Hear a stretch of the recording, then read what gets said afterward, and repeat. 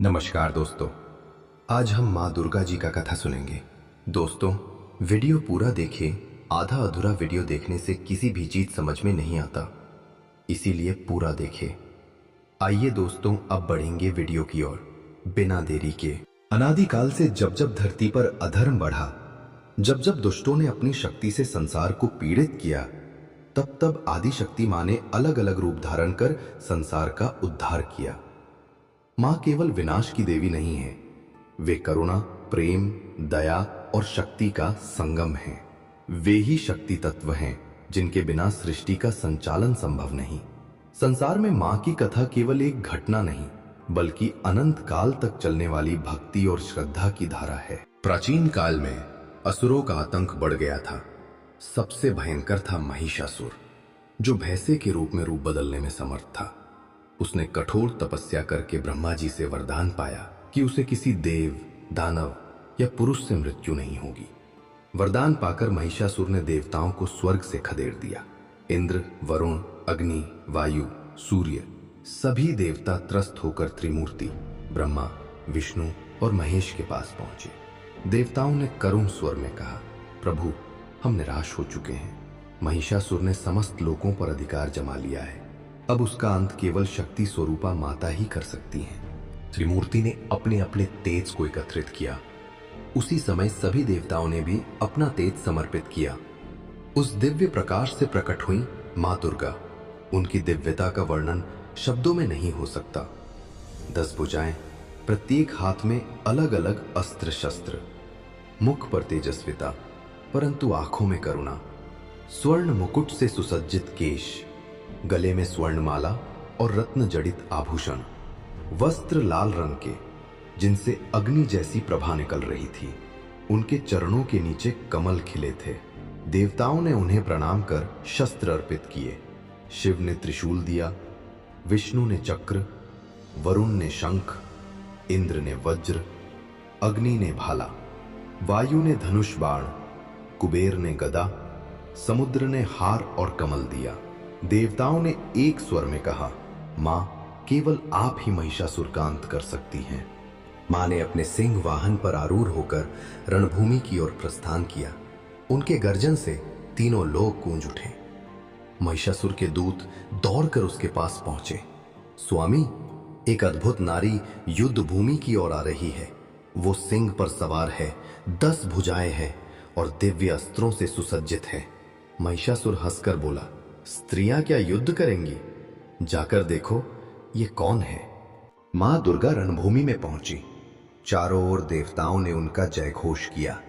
जय माता दी, जय भवानी, जय दुर्गा। महिषासुर ने विशाल सेना भेजी। हाथियों, घोड़ों और रथों से सुसज्जित वो सेना आगे बढ़ी। मां ने अपने धनुष से बाण चलाए। एक बाण से सैकड़ों रथ चूर हुए। त्रिशूल से अनेक दानव भस्म हो गए। सिंह की गर्जना से शत्रु कांप उठे। दानव सेना बिखर गई। अब स्वयं महिषासुर युद्ध भूमि में आया। वो कभी भैंसे का रूप धरता, कभी हाथी, कभी सिंह और कभी मनुष्य। मां ने धैर्य पूर्वक प्रत्येक रूप का सामना किया। जब वो हाथी बना, मां ने तलवार से उसका मस्तक काटा। जब सिंह बना, मां ने त्रिशूल से उसका हृदय भेदा।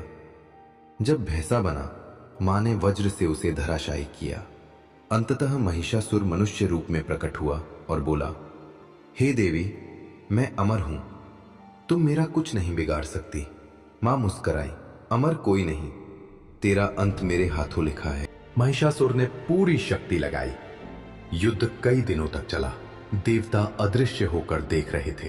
अंततः मां ने अपना त्रिशूल उठाया और गर्जना की, हे अधर्मी, ये वार तुझे तेरे पापों का फल देगा। त्रिशूल सीधा महिषासुर के हृदय में जा धंसा। वो तड़कता हुआ गिर पड़ा। तीनों लोकों में जय माता दी का स्वर गूंज उठा। देवताओं ने फूलों की वर्षा की। इंद्र बोले, मां, आपने हमें पुनः स्वर्ग का स्वामी बनाया। मां दुर्गा ने करुणा भरे स्वर में कहा, जब जब अधर्म बढ़ेगा, मैं नए रूप में अवतरित होकर संसार का कल्याण करूंगी। जो भक्त श्रद्धा से मेरा स्मरण करेगा, उसे मैं भय, रोग और कष्ट से मुक्त कर दूंगी। देवताओं ने मां की आराधना के लिए नवरात्र उत्सव प्रारंभ किया। 9 दिन माँ के 9 रूपों शैलपुत्री, ब्रह्मचारिणी, चंद्रघंटा, कूष्मांडा, स्कंद माता, कात्यायनी, कालरात्रि, महागौरी और सिद्धिदात्री की पूजा की जाने लगी। भक्तगण दीप जलाकर, भजन गाकर, फल फूल और नारियल अर्पित करके माँ का स्मरण करने लगे। नवमी के दिन माँ की विजय का उत्सव मनाया जाने लगा। माँ के प्रत्येक रूप का द्वितीय श्रृंगार होता है। वस्त्र कभी लाल, कभी पीले, कभी श्वेत, जो अलग अलग रूप और शक्तियों का प्रतीक हैं। आभूषण सोने, चांदी और रत्न जड़ित हार, बाजूबंद, मुकुट, कर्णफूल। श्रृंगार चंदन, कुमकुम, हल्दी और पुष्पों की महक। वातावरण रणभूमि में गर्जन, मंदिरों में शंख घंटियों की ध्वनि, भक्तों के जयकारे। माँ की कथा केवल युद्ध की नहीं है, ये हमें सिखाती है कि अधर्म चाहे कितना भी शक्तिशाली हो, अंततः धर्म ही विजयी होता है। नारी शक्ति केवल करुणा ही नहीं, बल्कि संहार की शक्ति भी है। सच्चे भक्त की प्रार्थना कभी व्यर्थ नहीं जाती। माँ की कथा हमें प्रेरणा देती है कि जीवन में चाहे कितनी भी कठिनाई आए, श्रद्धा और साहस से उसका सामना करना चाहिए।